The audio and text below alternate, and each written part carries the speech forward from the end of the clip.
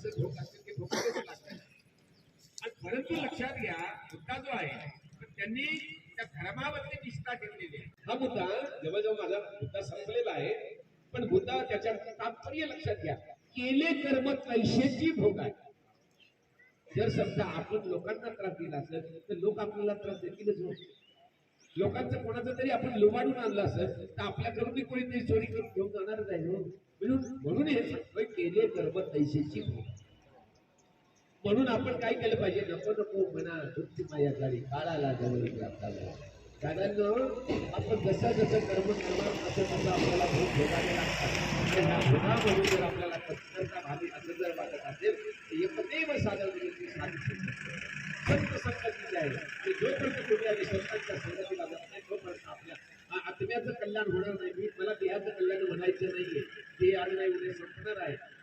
हे आज नाही उद्या संपणार आहे. तो नाशिवंत आहे. नाशिवंत देह जाणार सगळं आयुष्य खातो काळ साधन एक एक संपलेला आहे. पण त्याच्यामध्ये जो एक विरक्त परमात्मा विराजमान बसलेला आहे ना, तो कधी मरतच नाही. थोडं गणित जरा उलट दिसतंय नाही का आपल्याला. तो मरतच नाही. मग मरतय कोण? जर आत्मा अमर आहे मग मेलं कोण? असा आपल्या पुढे प्रश्न निर्माण. मेलं बाबा कोणीच नाहीये. वास्तविक माझा शर्ट जसा माझा जुना झाला की तो मला नवीन बदलावा लागेल, तसं आत्मा काय करतो, ते शरीर जीर्ण झालं किंवा त्याला नापसंत झालं तर तो बदलवून घेतो. त्याच्या कर्मगतीनुसार त्याला ते प्राप्त होतं. आणि ते प्राप्त करण्याकरिता आपल्याकडे शिजोरी असणं गरजेचं आहे. म्हणजे पुण्याची गाठोडी असणं गरजेचं आहे. की पुण्याची गाठोडी नसेल आपल्याला योग्य प्रतीचा कपडा घेता येणार नाही. आणि तो योग्य प्रतीचा कपडा घेण्याकरिता माझ्याजवळ पुण्य सामुग्री असली पाहिजे, पैसा असला पाहिजे, बँक बॅलन्स असला पाहिजे. मला त्या आर्थिक मध्ये जायचं नाहीये. मला ह्या अध्यात्म तत्वज्ञानामधून जायचं आहे. अध्यात्म म्हणजे अंतरात्म्याची ओळख. मी कोण आहे? अहम ब्रह्मास्मी. माझ्यामध्ये जे चैतन्य लपलेलं आहे ते चैतन्य पाहणं हे मनुष्य जीवाचं खरं काम आहे. आम्ही ते मात्र बघत नाही. आम्ही प्रापंचिक जीवनामध्ये धावपळ करतोय. मला हे पाहिजे, मला देव पाहिजे. आणि कृष्ण बाबा अजून एक पुढे प्रपंच करताना लढावं लागतं.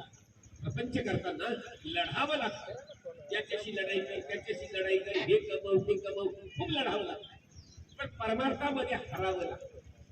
परमार्थामध्ये हरावं लागतं तेव्हा परमार्थ होतो. अजून दुसऱ्याकडे प्रपंचामध्ये खूप पळावं लागतं. याच्याकरिता पळा, त्याच्याकरिता पळा, धावा धावा करा.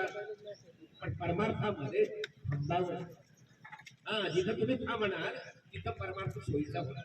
आणि पळपळ केली तर नाही. आपल्याकडे एक म्हण होतं नाही का, शरीरात जागला आणि हाती नाही लागला. आयुष्यभर परमार्थ केला, काहीच हातामध्ये आलं नाही. मग काय केलं जीवनात? ते जीवनामध्ये आपल्याला जे साध्य करायचं आहे, आपल्या आत्म्याचा उद्धार करायचा. गाडी घोडा पैसा ऐश्वर्य नोकर चाकरी हे सगळं मिळणार आहे.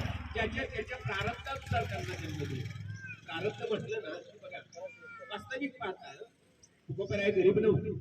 तुकोबर आहे गडगंज संपत्तीवान, 1100 एकर जमीन होती. हो, त्यांना जी पत्नी होती ती मोठ्या श्रीमंताची बायको होती, मुलगी होती. वास्तविक पाहतामध्ये महाराष्ट्रामध्ये त्या काळी श्रीमंत असताना पुण्यातले अप्पाजी गुळवेंची वडील मुलगी म्हणजे जिजाबाई. 3,500 एकर म्हणजे नुसता ऊस होता त्यांचा, असे दंतकथेमध्ये आले. तर एवढी श्रीमंती होती. त्यांच्या घरचे गडी चांदीच्या ग्लासमध्ये पाणी पित होते. बघा, प्रारब्ध बदलता नाही.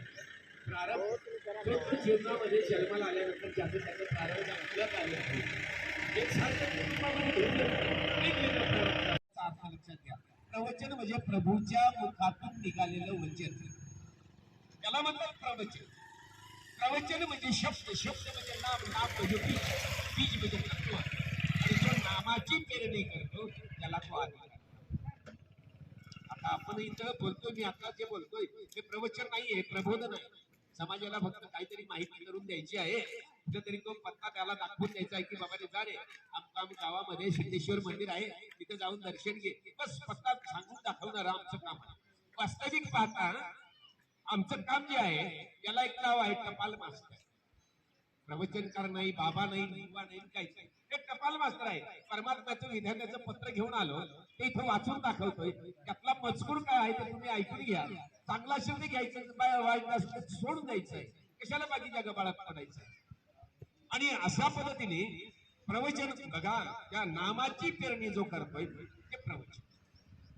आणि एकदा की नाव तयार झालं की मग ते हळूहळू ठेवते. पूर्वी आपल्याकडे महाराष्ट्र सरकारची एक योजना होती.